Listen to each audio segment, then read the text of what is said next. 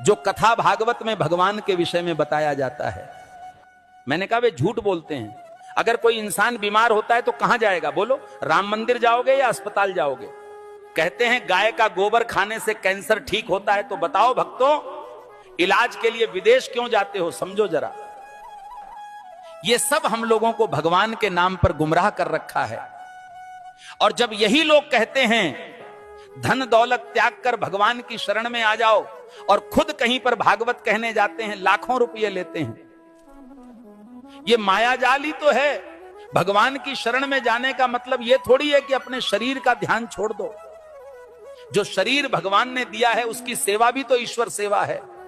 जब बुखार आता है तब राम की जगह दवा ढूंढते हो। जब जीवन भर की परेशानी हो तब बाबा का झूठा गोबर इलाज क्यों बन जाता है? गाय पूज्य है, इसमें कोई दो राय नहीं। पर यह कहना कि गोबर खाने से कैंसर ठीक हो जाएगा, यह विज्ञान नहीं, धोखा है। जो कथावाचक कहते हैं धन दौलत छोड़ दो, भगवान की शरण में आ जाओ, वो खुद लाखों के हवाई सफर करते हैं, एसी पंडाल में रुकते हैं और पाटीदारों से लिफाफा लेते हैं। तो त्याग हमें क्यों सिखाते हो? तपस्या की राह हमें क्यों दिखाते हो, जब खुद तुमने उसका कोई अनुसरण नहीं किया?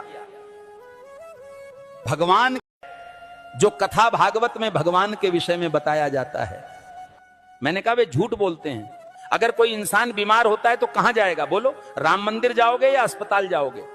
कहते हैं गाय का गोबर खाने से कैंसर ठीक होता है, तो बताओ भक्तों, इलाज के लिए विदेश क्यों जाते हो? समझो जरा। ये सब हम लोगों को भगवान के नाम पर गुमराह कर रखा है। और जब यही लोग कहते हैं धन दौलत त्याग कर भगवान की शरण में आ जाओ, और खुद कहीं पर भागवत कहने जाते हैं, लाखों रुपये लेते हैं। ये मायाजाल ही तो है। भगवान की शरण में जाने का मतलब यह थोड़ी है कि अपने शरीर का ध्यान छोड़ दो। जो शरीर भगवान ने दिया है उसकी सेवा भी तो ईश्वर सेवा है।